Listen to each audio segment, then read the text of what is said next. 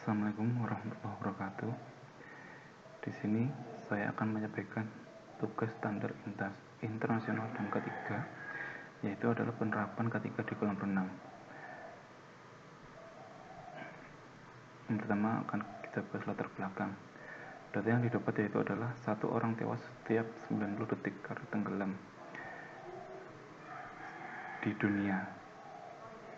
Selain itu, menurut WHO, tiap tahunnya ada 322.000 orang tewas di seluruh dunia akibat tenggelam. Sedangkan di Indonesia menurut WHO, angka kasus tenggelam adalah 3,3 per 100.000 jiwa atau mendekati 9.000 orang pada tahun 2016. Dari latar belakang tersebut dapat dilihat bahwa korban dari tenggelam adalah sangat banyak sekali tiap tahunnya, hingga menewaskan korban jiwa.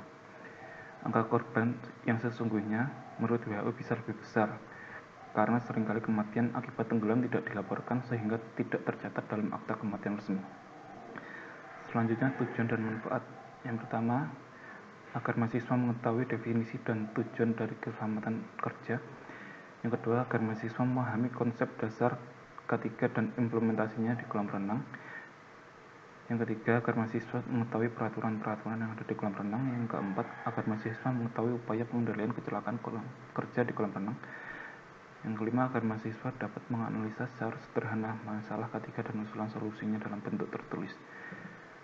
Manfaat, agar setiap pengunjung di kolam renang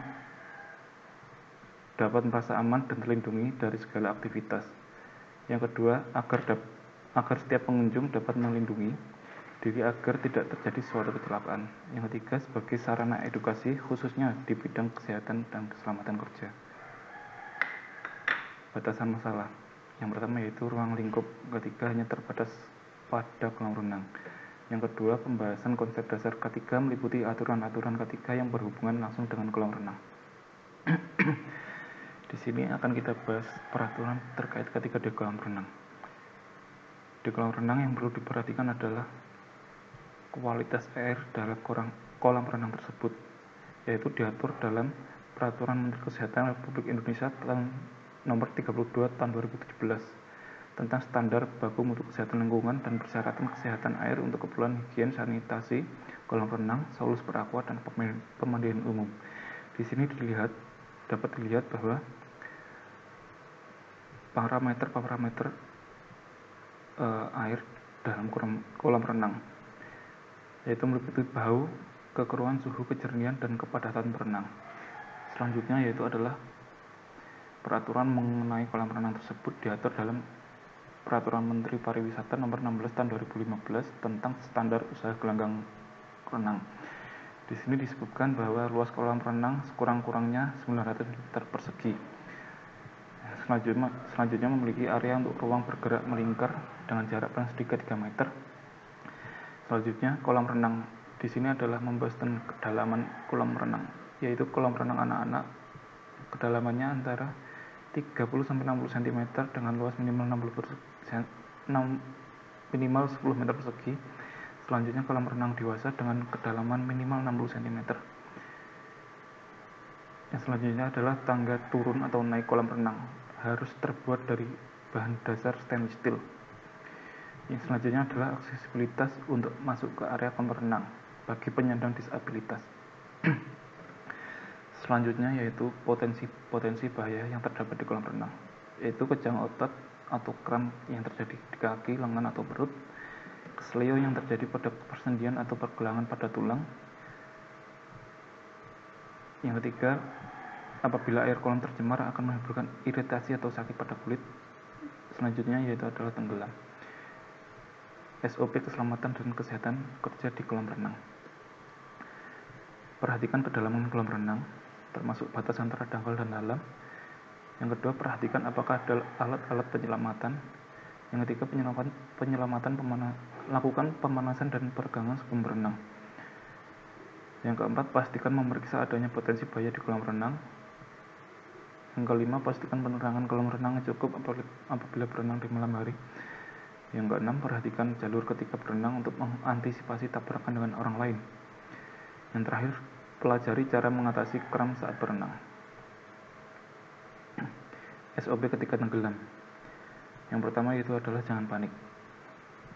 Hal ini harus dilakukan karena apabila kita mengalami kepanikan, maka akan membuat kita semakin tergesa-gesa dan mengakibatkan tenggelam.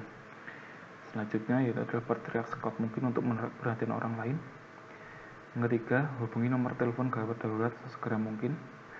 Yang keempat, lakukan pertolongan seaman mungkin dan jangan masuk ke kolam renang tanpa pengamanan.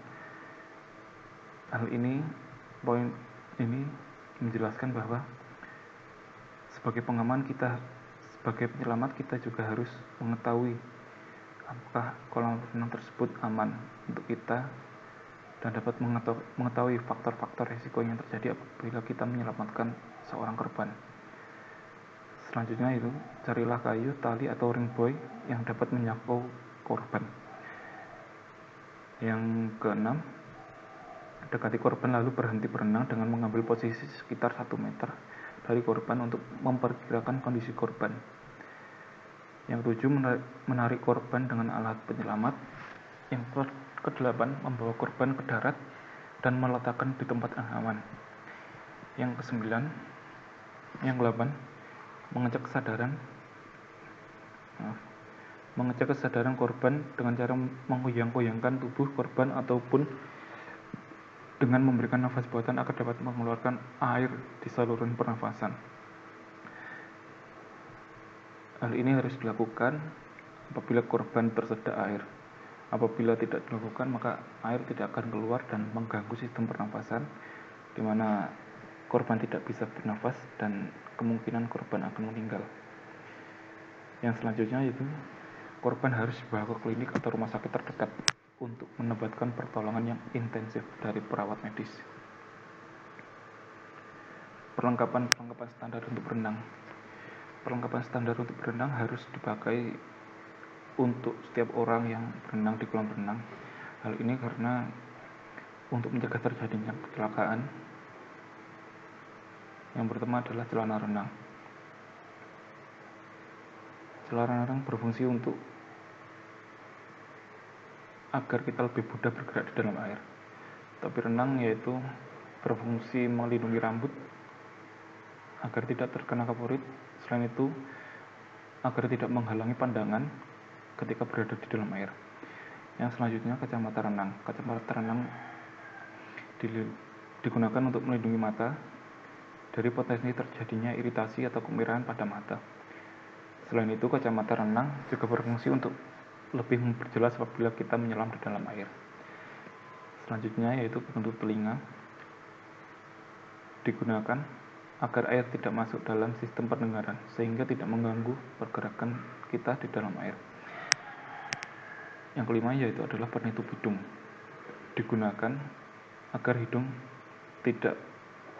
air tidak masuk ke dalam sistem pernafasan, yang dimana apabila air masuk dalam sistem pernafasan dapat menyebabkan terjadinya tersedak atau kemasukan air dalam saluran. Di sini adalah data-data pendukung.